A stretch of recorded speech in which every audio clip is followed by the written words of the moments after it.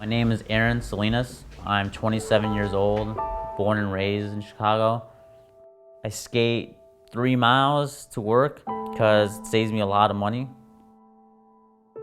Growing up around here, I'd call it like a little melting pot of like ethnicities. I wouldn't say it was like necessarily somewhere where like shootings happen every day, but there's definitely like a lot of gangs.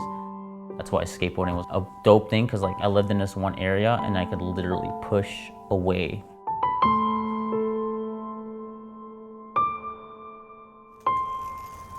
With Donald Trump being president, like I feel like it'll affect me a little more.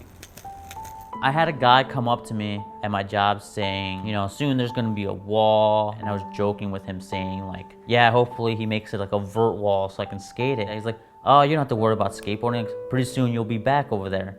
And I told him like, I was born here, what do you mean? He goes, it doesn't matter, you're Mexican. He's like, all Mexicans go back. And just like how serious he was about that.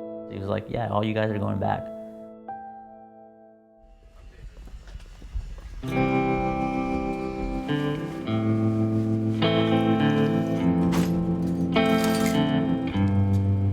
get varnish that goes in the cracks.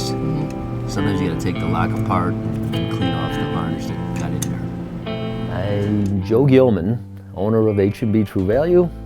It's a family business, had it with my father and my uncle, but I've been here for almost 19 years. I've had a few customers get into an argument with Aaron. It's my business, my hardware store. You want to discuss something politically, do it outside. Who I voted for is Donald Trump. And I don't think Barack did that bad of a job in his whole 8 years being president. I would have voted for him again, most likely, but our city is taking a lot of the money from a lot of the working class people when we don't have it. So I just think a change is needed. Whether Trump will do something different, I don't know. De nada, que le vaya bien.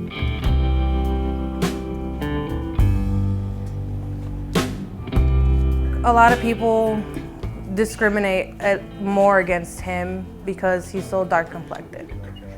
I could know nothing about a subject and customers still will walk up to me over him. My mom and dad are both born in Honduras. At a really young age, I learned to make the best of the opportunity I have being like the firstborn American of my family. Ireland has a fairly bloody history, and my parents being very recent immigrants, only a couple of decades, it's had a strong influence on my opinion. I see separate camps, either white guilt and then those that feel angry that advantage is being taken away from them. And sometimes I feel getting caught in between. Even not those, the ones that go on the east. My grandparents came from Russia. I got nothing wrong with people coming to this country, but follow more of our rules and the way we live. Perfect.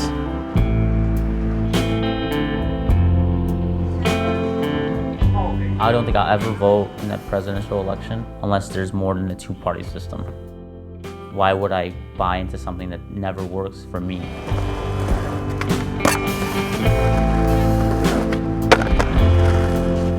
Did I vote this election season? No, because I didn't like either candidate.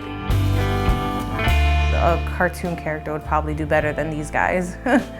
Well, think of all the people that don't have a voice. What's the common denominator we all share?